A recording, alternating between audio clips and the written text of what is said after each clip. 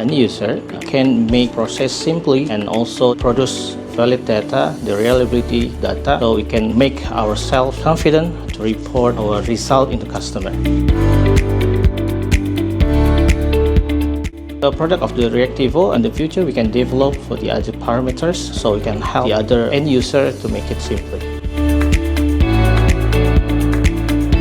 Based on our experience activities yesterday until now, I believe that facility given us a good supporting, like the place, it is good for laboratories, and then the equipment scenarios, the people here are very trusted to do the analysis, and I believe it's one of the key that give us convinced results, comparisons between the AI and other product results.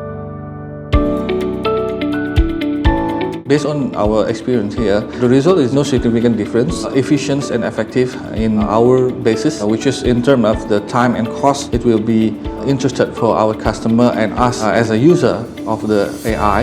It will impact to our cost operations.